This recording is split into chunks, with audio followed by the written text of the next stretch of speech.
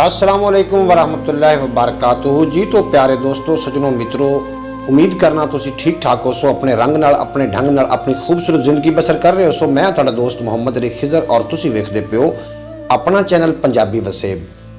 इस चैनल दे विच इंशाअल्लाह ताला पंजाब दी मरदी हुई सकाफत वो तुहानूं विखाई जाएगी और इस तो इलावा उन्होंने बुजुर्गों नाल मुलाकात कराई जाएगी जिहड़े कि 80 साल 90 साल की उम्र नूं पहुँच गए ने और सानू वड्डे बुजुर्ग जिहड़ी सानू गल्लां सुणाइंदे हुंदे ने कि साडे वक्त दे विच जिहड़े कि गाह गांदे हुंदे हन डगियां दे उत्ते या इस तरीके दी गल्लां सुणाइंदे ने ते असीं उस तो लुत्फ अंदोज़ होंदे हां।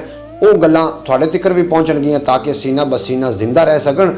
और अगर तुहाडे इलाके दे विच कोई कदीम चीज़ पंजाबी विरसा पंजाबी सकाफत होवे ते तुसीं साडे चैनल दे थल्ले कॉमेंट्स करके सानू दसो ताकि असीं उत्थे पहुँच के उस शै नूं फिल्माया जावे कि आमन वाली नस्ल उस तों वाकिफ हो सके, उस तों उहदे नाल मुतारफ हो सके। क्योंकि आमन वाले वक्त विच जिहड़ी पंजाबी सकाफत है ये हो सकता है कि ये बिल्कुल ही ख़त्म हो जाए, क्योंकि साढ़े तक जिस तरीके नहीं पहुँच सकी पंजाबी सकाफत नहीं पहुँची, वो साढ़े जिहड़े डगियां दे उत्ते गाह गावणे या वो जिहड़े साढ़े हाण लोटियां वाले खूह वो ख़त्म जिस तरीके हो गए असां नहीं वेखे। इस तरीके हो सकता है आवन वाली जिहड़ी नस्ल है वो इस तो महरूम रहे।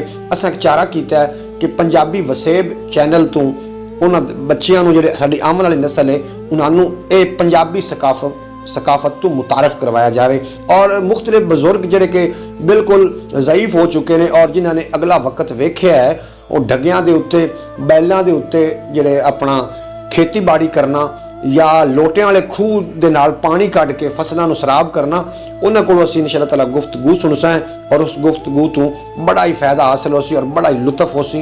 उम्मीद करना कि तुहानूं ये वीडियो अच्छी लगी होगी। अगर अच्छी लगी होवे तो चैनल नूं जरूर सबसक्राइब फरमा लेना, नाल एक बैल आइकन होगा उन्होंने भी प्रेस कर लेना ताकि हर आने वाली वीडियो तुहाडे तक सब तो पहले पहुँच जाए।